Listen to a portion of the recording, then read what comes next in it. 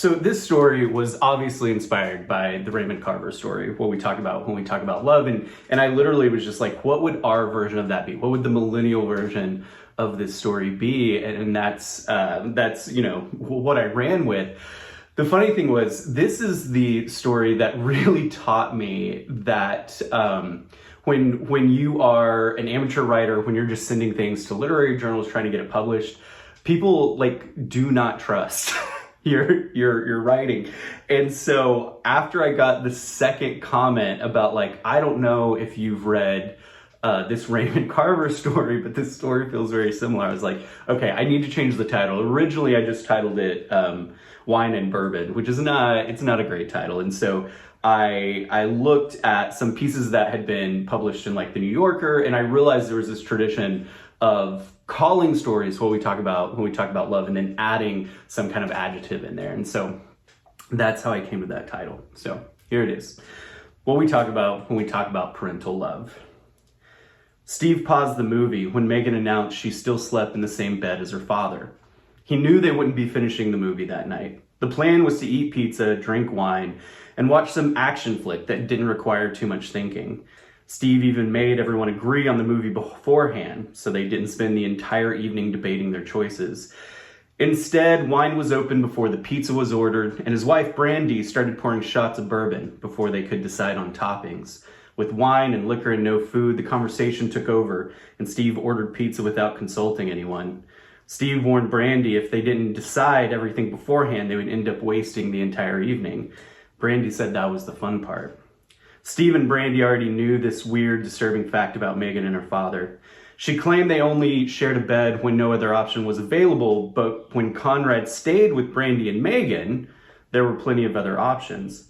Brandy offered to share her bed with Megan. Easier than that, Conrad could have slept on the couch. Brandy even said she would stay with Steve knowing Conrad was judgmental and misogynistic, though Megan claimed her father's opinions were simply old-time religion.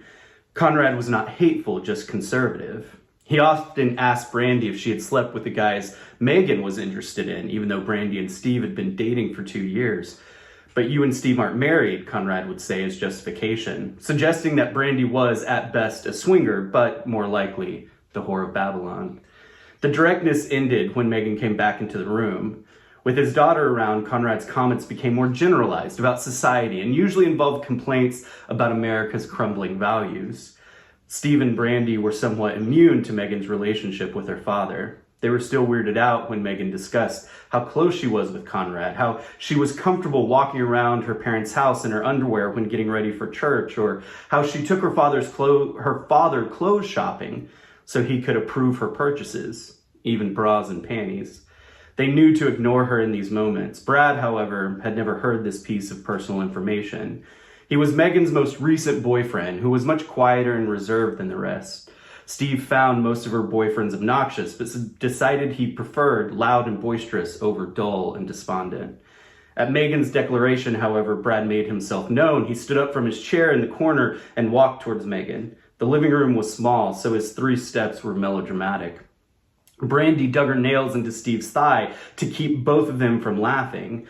Brad stood over Megan looking angry, though a plate full of pizza and a soda can he was holding undercut that seriousness. Steve and Brandy knew the conversation that would come next. They had had the conversation with Megan the first time Conrad visited. They watched her have this conversation with 2 previous boyfriends. Steve suspected that Megan told this story so her boyfriends would break up with her, a self-destruct button that kept her from being the bad guy. The conversation always had the same flow. The first step was weirdness. Megan revealed that she slept in the same bed as her father as an adult. The conversation came to a halt, and people stated their dismay and disapproval. The next step was creepiness. Megan opened up about the subject and explained how she felt that it proved her close bond with her father. Usually this part of the conversation didn't elicit much response. People just stared. There tended to be a lot of silent head shaking during this part. The next step was to tell about the last time they shared a bed. Until recently, the last experience was the time Megan and Brandy lived together. But once Steve and Brandy married, Megan decided she should live on her own and rented a small 1-bedroom apartment. Again, the couch was a viable option, but Megan claimed she didn't want to let her dad get lonely. This story was worse than the previous one. The fact that she was willing to tell this story when no one had to know about it made people go from being creeped out to being concerned. The next step was therapist suggestions. Megan always said the same thing: I am seeing a counselor. Steve didn't think a counselor or a therapist were the same thing. Counselors gave people a safe place to talk. Megan talked all the time. She would open up to a tree that happened to lean in her direction. She needed a therapist who could really get inside her head. Maybe it's a good thing that you and your dad acknowledge your physical attraction to one another, Steve said as Brad stood looking at Megan still holding his pizza and soda. What the fuck, Brandy shouted, gesturing with her arms and sloshing wine out of her cup. Everyone was staring at Steve. I'm not sexually attracted to my father, Megan said. I didn't say sexually, I said physically. I don't really know the difference, but I think there is one, Steve said, trying to form his defense. He was drunk and he should have kept his mouth shut, but he couldn't hear the same damn conversation again. He felt it was time to change the dialogue and see what happened. Without fully forming his argument, he started to explain. I'm just sitting here, trying to think why I would never sleep in the same bed as my mother. Is it because she's my mother, or is it because she's a large lady and I wouldn't want to sleep next to her? Stephen Christopher, I know. I called my mom fat, and now I'm the jerk, Steve said, looking at Brandy. But it's true. I would sleep in the same bed as your mom if I had to. That's different, Brandy said. You and my mom always flirt. It's no secret you find her attractive, and that's why you'll never be in a bed with her. Okay, fine. That's different. But maybe none of us know what it's like to have a parent who would be physically attractive if they weren't our parent. Maybe there's something evolutionary behind all this. There was silence as people rearranged themselves around the room. Brad moved into the dining room, set his pizza and soda on the table, and drug a chair the few feet it took to reach the living room so he could sit next to Megan. Brandy also moved to sit next to Megan as if she were trying to defend her from Brad. They faced Steve sitting alone on the couch. Steve got up and stood in front of the TV. Before he made a stupid comment, he thought about turning the movie back on so he could stand a few inches away and watch while the predictable chaos ensued. Standing, Steve felt as if he were in an intervention. He waited for someone to say he was the one who needed therapy, but people stayed quiet. I'm not saying that if my mom lost weight, I would be attracted, Steve trailed off. Trying to explain himself now only made him seem desperate. God made me who I am, Megan said. Everyone turned, not sure what her point was. Brad tried to put a hand on her shoulder, but she moved away from him. God made me like this. It has nothing to do with evolution. That's what you're upset about? Brandy asked, her voice strained. While Brandy tried her best to accept her friend's conservative and often wavering religious views, there were moments she could not hide her disdain. She felt Megan was too scared to let go of some of her beliefs, which often held her back in her relationships and in her career. Steve and Brandy and Megan had all met in grad school. Steve and Brandy had been out for over a year, almost 2. None of them were in positions or careers they had imagined when they started, but for the most part, they were happy. Brandy taught history at an alternative school for kids who had been kicked out of the public high schools.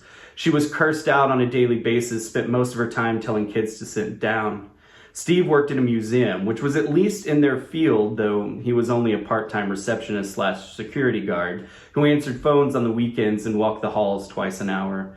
Still, he had a foot in the door and could get promoted. Mostly, Steve sat on their couch and watched the History Channel, then went to the gym so he could come home a few minutes after Brandy. This allowed both of them to pretend his days were productive. Megan was ready to graduate with them, but changed her specialty during their last semester and needed to retake most of her classes. Brandy thought it was because she was scared to branch out and start a career. Steve felt that if she wasn't in school or married, Conrad would make her move back to Kentucky to teach at the Bible college where she had gone for undergrad, or work in his law firm where he mostly defended racist, homophobic preachers and small militias who accidentally blew shit up while hunting on the outskirts of their small town.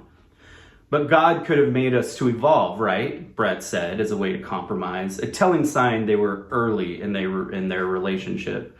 Megan preferred the boys who argued with her, though those relationships always involved more fighting and yelling, and Steve having to sleep on the couch so Megan can share the bed with Brandy for a few nights.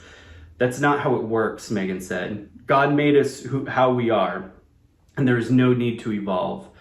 Oh my God, shut up, Brandy said, hitting Megan on the leg and standing up. You are not going to use that line. If you think homosexuality is a sin, you can't say God made us exactly who we are. You always use these double standards, Megan. You can't do that. You know Steve has kissed a couple of guys. Does that make him a bad person? Wait, why is my sexuality being brought into this conversation? Megan is upset because the theory of evolution exists. That's not why I'm upset. You said I wanted to have sex with my father. I didn't say sex, Steve said. I said physical attraction. There's a difference. You're splitting hairs, Brandy said, sitting down, turning her frustration back to Steve. Of course I'm splitting hairs. Look at the subject we're talking about. When someone says, I sleep with my dad, that could mean multiple things. Even saying I share a bed with my dad could mean several things. So yeah, I'm going to differentiate between physical and sexual attraction. I never thought you meant sex, Brad said, always the compromiser. I don't even know why you'd say that, Steve. Who would ever think that she meant she had sex with her father? Anyone who thinks Conrad molested her as a child. In movies, when there's a melodramatic moment, the actors always pause to look at each other and then everything blows up. Someone screams, someone storms out the door, someone apologizes or is asked to leave. None of this happened. Brandy and Brad stared at Steve in disbelief. Steve sat silently, wishing he had been able to start the movie before everyone started talking, wishing the pizza had arrived earlier, wishing Megan hadn't decided to use movie night to chase off Brad. And Megan was eating pizza. She acted as if the last half hour hadn't happened, like they had all been staring at the paused TV screen, letting the pizza get cold. Let's watch the movie, Megan said, her mouth half full. They took a minute to rearrange. Brandy and Steve moved back to the couch. Brad went into the dining room to retrieve his pizza and traded his soda for bourbon. Steve looked around for the remote he had set down at some point during the conversation. Megan was the only one who didn't move. She seemed settled and content with her pizza and wine. Steve started the movie and ate his cold pizza. He hoped the pizzas in the box were still warm. He regretted his outburst, but Megan really needed to figure her shit out. Brandy had seen similar behavior in some of the kids at her school. If a parent was called to campus, they would yell at their child in the middle of the hallway, then leave without really addressing the problem. The next day, she would hear the student defending the parent, saying it was cool to get yelled at and smacked around because his parents were cool, and they let him do whatever he wanted most of the time. Megan talked the same way. At dinner, her father would say terribly racist and misogynist things about her past boyfriends and future career in academia. Once he left the table, she would say that he could really be a jerk sometimes, but Conrad was actually such an amazing man. There were other bits and pieces that pointed to a history of abuse, things Brandy told Steve, though she wasn't supposed to. Megan diagnosed herself with repressed memories about being abused as a child, though she couldn't decide if they were real or not.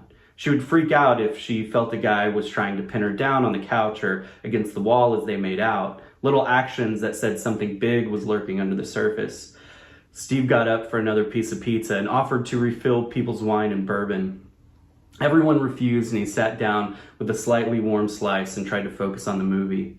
Megan finished her pizza and took her plate back into the kitchen. As she came back, she touched Brandy's arm and headed to the bedroom. Pause the movie, Brandy said. Then followed Megan, shutting the door behind her. Steve sighed and paused the movie. He focused on his pizza, then got up to fill his glass one more time. He had a feeling he would be sleeping on the couch and decided that if Brandy and Megan weren't out in half an hour, he would send Brad on his way. So I wanted to, Brad started to say, but was cut off by Steve's upraised hand. Nope, no talking. There is no conversation. There's no way conversation will make this moment less awkward. Brad nodded and tried to drink from his empty glass. Just as Steve was going to tell him to get more, Brad got out of his chair. Steve thought about finding something else to watch, but that would mean consulting Brad, which seemed like too much effort. Steve checked his phone instead. 25 more minutes before he could send Brad home. I think you might be right, Brad said as he sat down with more bourbon. Right about what? Steve asked. The physical attraction thing. Doesn't really bother me to think about sleeping in the same bed as my mom. She's an attractive lady for over 50. Steve nodded, hoping the conversation would end there. He didn't want to talk about Megan's fucked up family anymore. He wondered if he could use the same awkward line to stop Brad a second time. I just can't think of any conceivable excuse to actually do it, Brad said. Maybe if the only other choice was to sleep on the bare ground or a concrete floor, but when the hell would that ever happen? The two guys sat in silence, both bent over in their seats, leaned their elbows on their knees and stared in their glasses. I'm a fucking adult, Brad said, clearly feeling the effects of the alcohol since no one ever heard him curse. I can't imagine a reason I wouldn't get 2 hotel rooms if that ever happened. And Megan's dad is loaded. You're telling me he can't reserve a suite if they're on the road? I need to talk to her. Brad was up and walking towards the bedroom before Steve realized what he said. Steve waited for the yelling, waited for Megan to become unhinged as she was known to do when drinking. Steve looked into his glass and wished he had better friends. He felt a hand on his arm. Brandy nodded towards the bedroom. Brad and Megan stood behind her looking remorseful. You kids don't have too much fun out here, Steve said, but Brandy elbowed him in the ribs, which didn't let his joke land properly. Steve and Brandy sat on the edge of the bed with their knees touching, holding hands as if they were calmly waiting for some impending doom. Steve could tell Brandy was trying to hear the argument in the living room. She wasn't crude enough to put her ear to the door, but Steve knew he wasn't supposed to speak. He spoke anyway. How long are we in timeout? Brandy dug her nails into his thigh and visibly leaned her ear towards the door. The voices in the living room became audible. Brandy leaned back and looked at Steve. The voices got louder. Then there was the sound of glass breaking and the distinct noise of a hand making contact with bare skin. Brandy and Steve rushed into the living room to find Megan with her purse in her hand and Brad holding the door open, waiting for her to walk out. Steve looked from Brad to Megan. He felt it was more likely that Megan hit Brad, but he never knew about the quiet ones. Both of them had red eyes and redder cheeks from yelling and crying. We're going to go, guys, Megan said with a smile that seemed genuine. Thanks for having us over. She walked over and threw her arms around Brandy like it was the last time they'd see each other. She squeezed Steve's hand, then walked out the door. Brad stood awkwardly for a moment, raised his hand as a way to say goodbye, then turned to leave. Then he asked, do you want this opened or closed? My front door, Steve said. I want it closed. Brad left and the apartment was silent. Steve and Brandy looked around for the broken glass, finding it in the sink. Steve threw the large pieces into the trash can and washed the shards down the drain. Brandy picked up the bottle of bourbon and flopped down on the couch. There were 2 more pieces of pizza in the box. Steve layered them and shoved as much into his mouth as possible. Brandy flipped through the movie choices and selected the goofy comedies category as she drank straight from the bottle. Once Steve finished chewing and was able to swallow, he sat down next to her and took the bottle. He knew it would be empty before they got off the couch. So I'm drunk, Brandy said, which was always worrisome. But if I die, you can sleep with my mom. Steve thought about pointing out that this permission was highly ambiguous, up for interpretation, and possibly disturbing. Instead, he found out how much bourbon he could chug before choking, then handed the bottle back to Brandy.